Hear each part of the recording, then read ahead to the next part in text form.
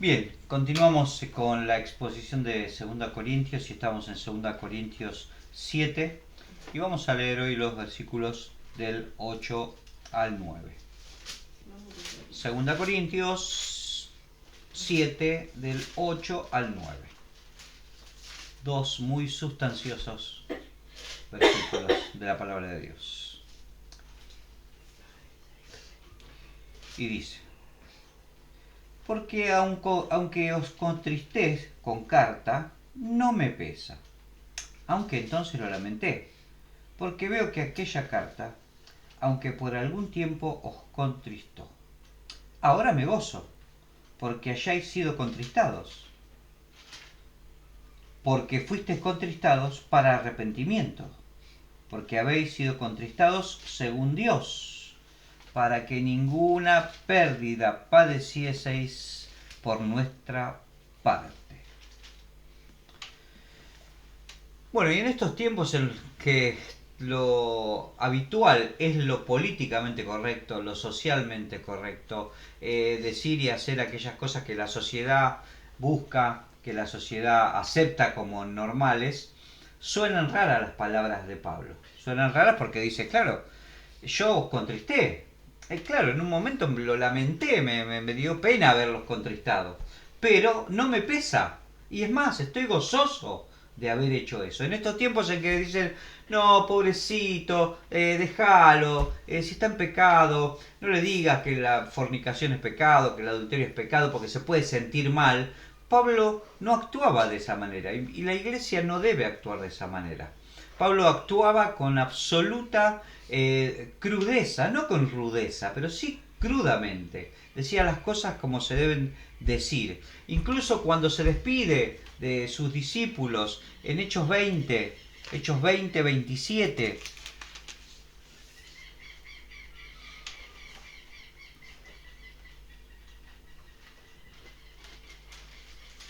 Vamos a leer desde el 26.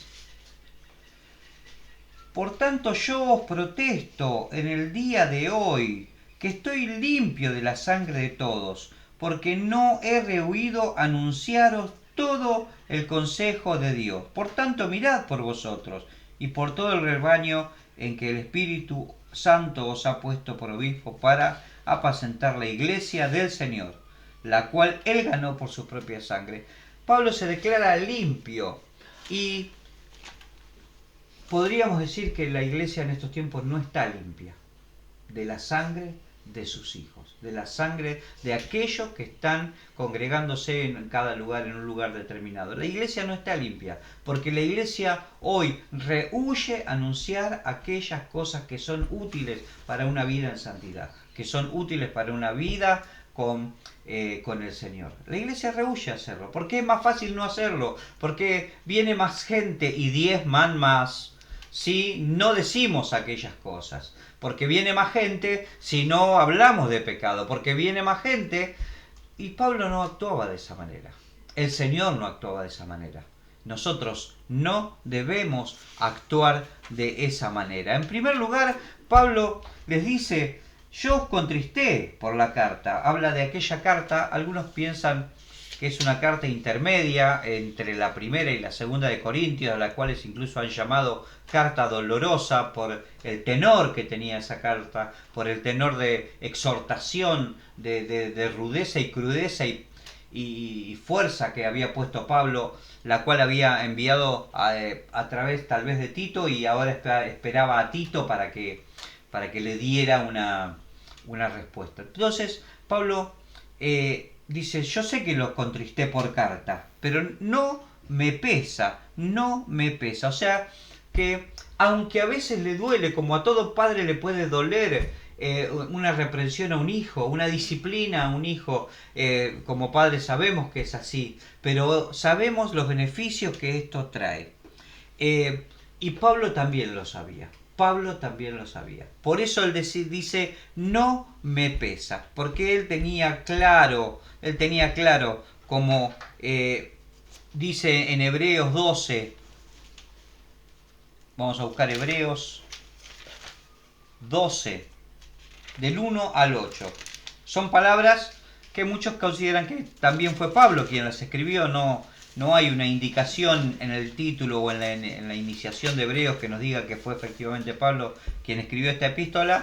Algunos piensan que sí, es muy posible, a mí me parece que sí, pero vamos a leer la epístola sin autor teóricamente a los Hebreos del 1 al 8, el capítulo 12. Dice: por tanto, nosotros también, teniendo en derredor nuestro tan grande nube de testigos. ¿Qué testigos eran los que se refería aquí? Los testigos del panteón de la fe, todas aquellas personas que habían vencido a través de la fe las dificultades que les tocó vivir. En el capítulo 11, y estaría bueno poder leerlo luego cada uno en sus casas, él nos enumera a todas esas personas. Dice: pero teniendo esa nube de testigos, teniendo esa nube de personas, esa cantidad de ejemplos que nos da la palabra del Señor, dice: despojémonos de todo peso y del pecado que nos asedia y corramos con paciencia la carrera que tenemos por delante. Dice: es necesario despojarse de todo peso, porque todas aquellas cosas que nos alejan de Dios, que nos apartan del Señor, son un peso que le posibilita al pecado actuar en nuestras vidas. Tenemos que despojarnos. Dice: puesto los ojos en Jesús, autor y consumador de la fe, el cual, dice, por el gozo puesto delante de él, sufrió la cruz, menospreció el oprobio y se sentó a la diestra de Dios. Lo primero que tenemos que hacer, como hizo Pablo a los Corintios en la primera y tal vez en esa carta intermedia, la carta dolorosa, él sopesó. Por eso no le pesaba en ese momento, porque él comparó la angustia que podría causar en ese momento con los beneficios posteriores. Nosotros también debemos tener en cuenta eso. Aunque a veces duele la disciplina, a veces duele la exhortación, no parece algo bueno en ese momento, pero a Pablo le parecía mucho más importante el beneficio futuro que el dolor momentáneo. Y dice: menospreció el oprobio, o sea que le bajó el precio al oprobio, le bajó el precio. Y los corintios estaban sobrepreciando su vida personal, estaban sobrepreciando sus intereses personales, estaban sobrepreciando su satisfacción personal, como decíamos en la clase anterior. Estaban sobrepreciando su propia vida y estaban fuera de la voluntad de Dios a causa de eso. Pero Pablo les dice, como dice acá en Hebreos el autor, Jesús menospreció el oprobio. Cuando uno toma las decisiones como Pablo tomó, de decir las cosas como son, puede venir oprobio, puede haber oprobio, pero hay que bajarle el precio a ese oprobio, porque los beneficios son mucho mayores. Los corintios sabían acerca de todas estas personas que se hablan en ese panteón de la fe, conocían todas estas situaciones, y Pablo los confronta con toda esta situación para que ellos puedan recapacitar. Dice: una gran nube de testigos. Decíamos que Pablo entonces comparó una situación con otra y se dio cuenta que era mucho mejor. Él sabía que era mucho mejor el dolor, esa contrición momentánea, que la muerte eterna que viene a causa del pecado. Es mucho mejor decir la verdad a tiempo, aunque duela. Es mucho mejor, porque Pablo amaba a los corintios, por eso les decía las cosas como eran. Y los insta a considerad a aquel que sufrió tal contradicción de pecadores contra sí mismo, para que vuestro ánimo no se canse hasta desmayar. Si estamos cansados y decir la verdad, ya a veces parece que cansa, porque decimos la verdad, exhortamos en amor, avisamos las consecuencias, estamos continuamente taladrando los oídos de aquellos que nos oyen tal vez, pero no tenemos que desmayar. Tenemos que considerar que Jesús por la verdad. Jesús, que es el camino y la verdad y la vida, sufrió tal contradicción de pecadores contra sí mismo, y lo hizo para que nuestro ánimo no se canse ni desmaye. No debemos desmayar en decir la verdad, como Pablo no desmayaba en decir la verdad, a pesar del dolor que esto pudiera causar a su propia vida, porque él estaba sufriendo esa contradicción. Pablo, por decir lo que decía, estaba siendo acusado por mucha gente dentro de la iglesia y fuera de la iglesia, por los judaizantes, por aquellos que no buscan la palabra del Señor, sino que buscan su propio beneficio. Estaba siendo acusado, pero él dijo, no me importa, no me importa. No desmayó. Y nos llama a nosotros también a no desmayar, a seguir el camino de la verdad, el camino de la exhortación, el camino de decir las cosas como son. Dice, porque aún no habéis resistido hasta la sangre, dice el pasaje de Hebreo. Aún no resistimos hasta la sangre, combatiendo contra el pecado. O sea, Cristo resistió mucho más allá de la sangre. Fue hasta la muerte. Fue hasta la muerte. Combatiendo contra el pecado. Que no era su pecado. Que no era su pecado. Nosotros todavía no hemos llegado a ese punto. Ni llegaremos. Como quizás algunos mártires han llegado. No quizás. Muchos mártires sí llegaron a la muerte por el Evangelio. Nosotros no lo hemos hecho. El Señor nos ha dado la gracia de estar aquí, como decíamos, con cierta paz, pero esa paz no nos tiene que obnubilar. Ese árbol no tiene que tapar el bosque. La verdad debe ser dicha, dice.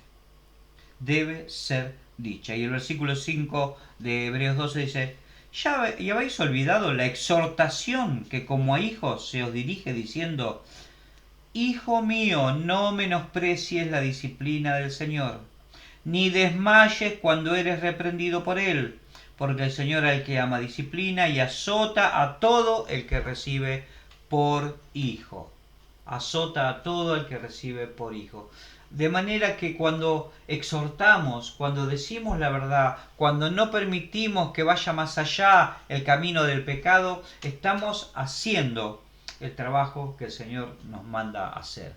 Por el contrario, cuando dejamos pasar livianamente el pecado, cuando toleramos el pecado en nuestras vidas primero y en la iglesia después, a nuestro alrededor también, estamos haciendo el trabajo del enemigo. Dios nos manda a exhortar. Exhorta a tiempo y fuera de tiempo, le dice Pablo a Timoteo.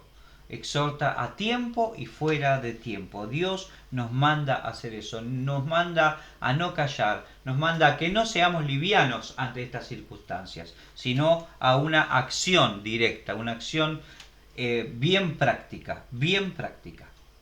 Dice, ¿por qué?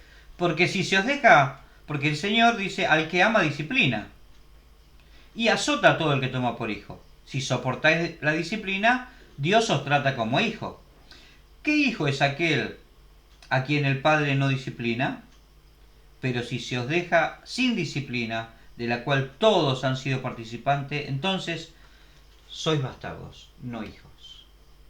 Sois bastardos y no hijos. Si somos discipulados, si yo exhorto a mi hermano, si yo le hablo a veces quizás con dureza a mi hermano, si yo cumplo la palabra del Señor al mostrarle el pecado y al hablar de pecado, entonces estoy haciendo la voluntad de Dios. Estoy tratando con amor y como a mi hermano y como a mi hijo espiritual tal vez, a aquel al cual le estoy hablando.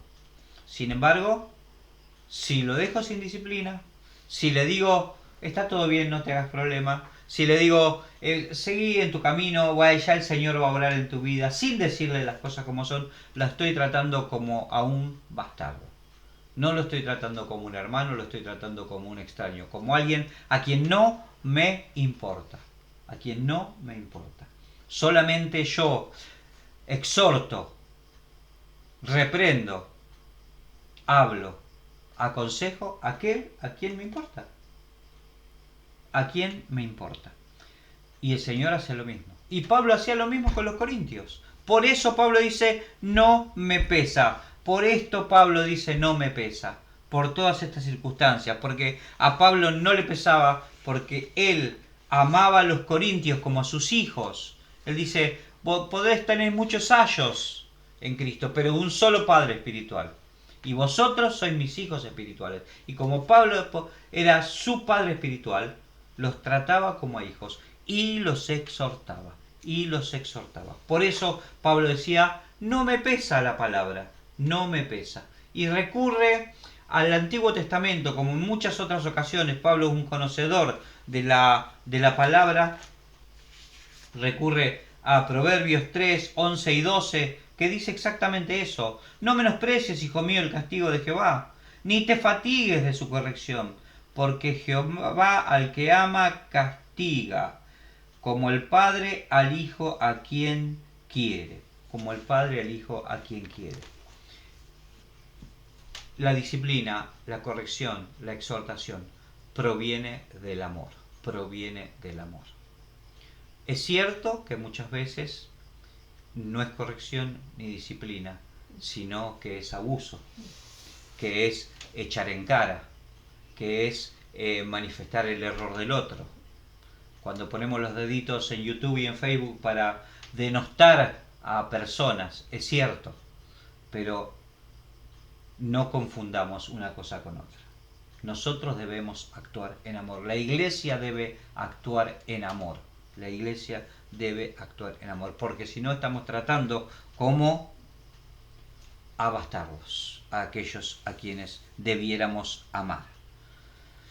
No es grato tampoco disciplinar. Dijimos que disciplinar, lógicamente exhortar, no nos debe pesar, aunque también debemos decir que no es grato hacerlo. No es grato. Es una tarea que nos puede causar un malestar, sin ninguna duda. Dice, aunque lo lamenté, Pablo. Mandó la carta y quizás se dijo a sí mismo, ay, estos muchachos, ¿cómo reaccionarán ante esta carta? Quizás él dice que lo lamentó, aunque él se goza después. Porque llamar a la santidad, como decíamos, llamar a exponer el pecado, tiene mala prensa. Hoy en día tiene mala prensa. Exponer el pecado como tal tiene muchos detractores. Hoy en día Dios te ama tal cual eres. Dios te ama tal cual estás. Y podríamos decir, sí, es cierto, pero te ama tal cual estás, no para que te quedes tal cual estás, sino para que te santifiques y vayas a buscar la voluntad, su voluntad, la buena voluntad de Dios. Y aunque no es grato, tiene grandes beneficios. Pero es necesario una cosa importante, que ese contristar a aquellos que están junto a nosotros sea según Dios. Como dice la palabra, dice,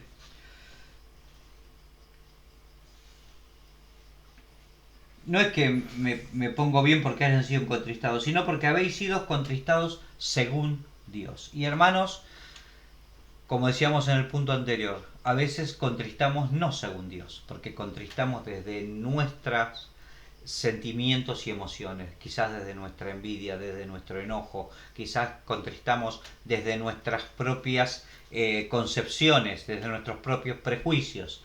Pero cuando se contrista según Dios, se contrista según su palabra, se contrista y se exhorta según su palabra. O sea que Pablo los exhortaba y los contristaba según Dios. Pero esto que dice Pablo de que los contristaba según Dios también nos hace pensar que se puede contristar según otras cosas. Se puede contristar, como decíamos, según yo. Yo puedo contristar según el hombre, con todas las falencias, como nombrábamos, prejuicios, maldad, envidia. Puedo contristar desde ese punto de vista. Podemos hacerle, en vez de contristarlo según Dios, le podemos hacer bullying al hermano, como podríamos mencionarlo.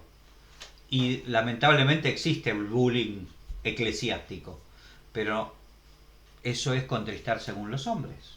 Podemos contristar también según Satanás. Pablo deja abierta esa puerta. Y de hecho lamentablemente se hace, porque se busca hundir a las personas en el sentimentalismo y en este tiempo incluso a través de prácticas satánicas como las regresiones. como la curación de los recuerdos, que también implican regresiones, como lo que ahora llaman constelaciones, que no son sino espiritismo cristiano, si se pudiera llamar, en las cuales una persona toma la voz de una persona muerta y se contrista a las personas y dice que se busca arrepentimiento, pero no es así, porque eso no es contristar según Dios.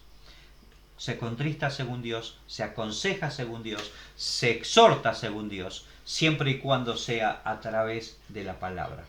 Porque como decía 2 Corintios 5:17, el que está en Cristo, nueva criatura es. Las cosas viejas pasaron, he aquí, todas son hechas nuevas. Todas son hechas nuevas.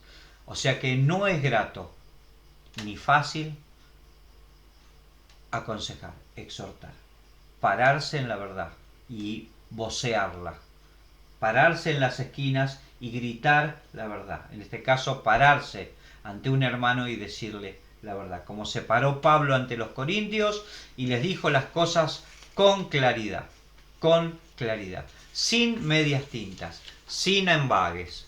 Le dijo las cosas como debe ser. Ahora, si bien también no es grato, tiene grandes beneficios, decíamos. Tampoco pesa, pero tiene grandes beneficios. Y uno de los principales beneficios es que produce o lleva al arrepentimiento de aquel que está en pecado, a nuestro propio arrepentimiento, al arrepentimiento de la iglesia, a un acercamiento más profundo al Señor. Lleva a eso, porque dice: ahora me gozo porque hayáis sido contristados, no porque hayáis sido contristados, sino porque fuisteis contristados para arrepentimiento. Para arrepentimiento.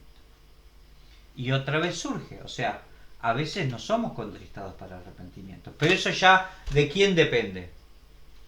En gran manera, de aquel que es contristado. Los corintios fueron contristados para arrepentimiento, lo cual causó en Pablo un enorme gozo, un gran gozo. Pero pudieron haber sido contristados para otra cosa. El profeta Jeremías, siendo quien era, le dice en el capítulo 6 de Jeremías, versículo 16. Jeremías 6:16 dice: así ha dicho Jehová, así dijo Jehová: paraos en los caminos y mirad y preguntad por las sendas antiguas, cuál sea el buen camino, y andad por él, y hallaréis descanso para vuestra alma. Mas dijeron: no andaremos. No andaremos. El profeta Jeremías habló con dureza al pueblo de Israel en el momento en que el pueblo de Israel estaba en la cima de su pecado. En la cima de su pecado. El profeta Jeremías fue aquel que les dijo: por servir a dioses ajenos, ustedes están como están. ¿Y qué les contesta el pueblo? No, porque no hemos servido lo suficiente a dioses ajenos, estamos como estamos. Le dijo: busquen las sendas antiguas, busquen el buen camino, anden por él. No, no lo vamos a buscar. De manera que uno puede exhortar, uno puede aconsejar y recibir una respuesta totalmente negativa. Quizás por esto Pablo estaba tan, no sé si llamar ansioso, pero estaba esperando mucho a Tito para ver qué respuesta obtenía de los corintios. Porque posiblemente podrían haberle respondido esto: mira, Pablo, no te metas con nosotros, no queremos saber más de vos. Ya tenemos a nuestros maestros, a nuestros nuevos maestros, porque eso era lo que combatía Pablo continuamente, la introducción de falsos maestros dentro de las iglesias. Ahora tenemos nuestros nuevos maestros, así que no te metas. Podrían haber dicho: no vamos a buscar los caminos que vos querés que busquemos. Vamos, ahora nuestros nuevos maestros nos dicen: no te juntes con gente tóxica o con relaciones tóxicas. Ahora estamos trabajando en los pactos. Ahora estamos trabajando en nuestra prosperidad. Ahora estamos trabajando en el próximo encuentro. porque tenemos otros maestros. O sea que uno puede aconsejar, uno puede exhortar de manera que contrista a un hermano y puede recibir una respuesta negativa. Pero tenemos que entender que el aconsejamiento, que la exhortación, que la confrontación con el pecado puede llevar al arrepentimiento. Y esa debe ser nuestra meta. No el bullying, como decíamos. No la exposición del hermano, no la vergüenza de mi hermano, no la detractación de mi hermano, sino el arrepentimiento de mi hermano. Pablo sabía estas cosas, por eso lo hacía. Y lo hacía sabiendo que podía tener una respuesta negativa. Sabiendo que podía tener una respuesta negativa. Sin embargo, él lo hacía de todas maneras. No se achicaba diciendo, wow, y por ahí la respuesta es negativa, mejor no me meto en esto, que lo arreglen ellos, que el Señor se encargue. No, Pablo sabía bien su postura y su rol como maestro. Y estaba dispuesto a cumplirlo. Y estaba dispuesto a cumplir su rol como aquel que lleva la palabra. Como aquel que lleva la palabra. Y lo hacía. Por eso sabemos que este consejo, esta disciplina, esta manera de portarse con aquellos a quienes uno ama, que es decir, la verdad, confrontar al que uno ama con la verdad, es una posibilidad y tal vez la única de que esa persona, de que esa iglesia, de que esos hermanos lleguen a vivir en arrepentimiento. Lleguen a vivir en arrepentimiento. ¿Cómo creerán si nadie les predica? ¿Cómo irán si nadie va? ¿Cómo sabrán la verdad si nadie se las dice? No hay manera de que eso suceda. Solamente la verdad debe ser dicha. El Evangelio debe ser predicado. El Evangelio y la verdad del Evangelio deben ser predicados. Exhortar al hermano. Disciplinar al hermano, llevarlo, aconsejar al hermano, como hace Pablo con los corintios, también evita pérdidas espirituales, evita que perdamos aquellas cosas que hemos recibido como hijos de Dios. Él dice,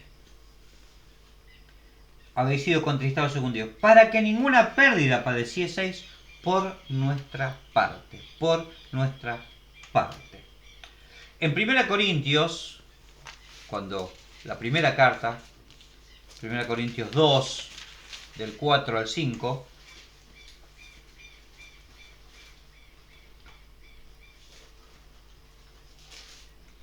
el 3 lo habíamos leído la vez anterior, dice, y estuve entre vosotros con debilidad y mucho temor y temblor, y ni mi palabra, ni mi predicación fue con palabra persuasiva de humana sabiduría, sino con demostración del Espíritu y de poder, para que vuestra fe no esté fundada en la sabiduría de los hombres. En la sabiduría de los hombres. Cuando no exhortamos, cuando no decimos la verdad, cuando no exponemos el pecado, cuando no le decimos a los hermanos a quienes amamos las cosas como son, lo estamos llevando a una pérdida espiritual. A que su fe deje de estar fundada en el poder de Dios que cambia al hombre, que lo saca del pecado, que cambia la relación del hombre con el pecado. Ya yo era pecador, amaba el pecado, quería estar en pecado. Como dice el mismo Jesús, dice, amaron más las tinieblas que la luz. Por eso el Señor no llegaba a algunos. ¿Por qué? Porque la luz vino a ellos, pero ellos amaron más las tinieblas que la luz. El pecador ama más las tinieblas que la luz. Por eso no viene la luz. Cuando venimos a la luz es solo por el poder de Dios. Pero cuando dejamos de llamar blanco a lo blanco y negro a lo negro, pecado al pecado, fornicación a la fornicación y adulterio al adulterio, cuando dejamos de llamar a las cosas por su nombre, entonces dejamos de vivir en el poder de Dios. Y empezamos a vivir en la sabiduría humana. No exhortar, no confrontar con la verdad es abandonar a los hermanos a vivir dentro de la sabiduría humana. Y la sabiduría humana es por lo menos mentirosa. Por lo menos mentirosa. Fíjense lo que dice Jeremías 13:10.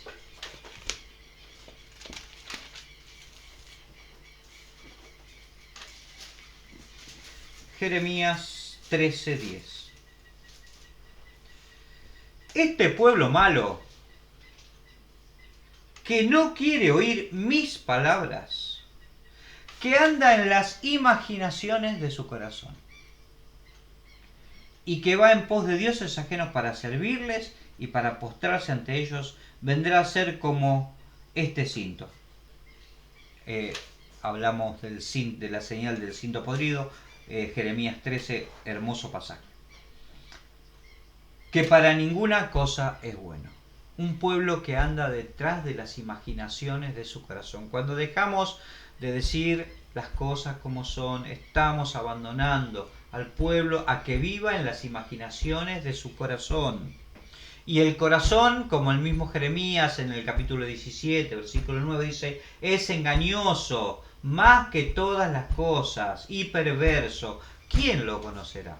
Cuando dejamos la palabra de Dios, cuando ablandamos o diluimos la palabra de Dios y dejamos de llamar al pecado, abandonamos al pueblo que viva en las imaginaciones de su corazón o del corazón de otros, del corazón de otros. Mezclamos el evangelio con el mundo. Reemplazamos el evangelio, lo reemplazamos por psicología, lo reemplazamos por nueva era, incluso lo reemplazamos por acciones como el vudú, como las filosofías orientales. Reemplazamos al evangelio y empezamos a vivir no de acuerdo a la palabra, sino a las imaginaciones de nuestro corazón. A las imaginaciones de nuestro corazón. Y hay gran cantidad de imaginaciones del corazón de muchos hombres que hoy se autotitulan apóstoles, profetas, incluso ángeles y arcángeles y hasta querubines se autotitulan, que andan detrás de la imaginación de su corazón. Y esos arrastran a mucha gente, pero como dice la palabra, los que se amontonan detrás de ellos es porque tienen comezón de oír. Hay que decirles la verdad, hay que confrontarlos con la verdad. Pablo confronta a los corintios en este caso, pero a todas las iglesias a las que escribe los confronta con la verdad. No los deja afuera, no los deja afuera. Gálatas 3 del 1 al 3.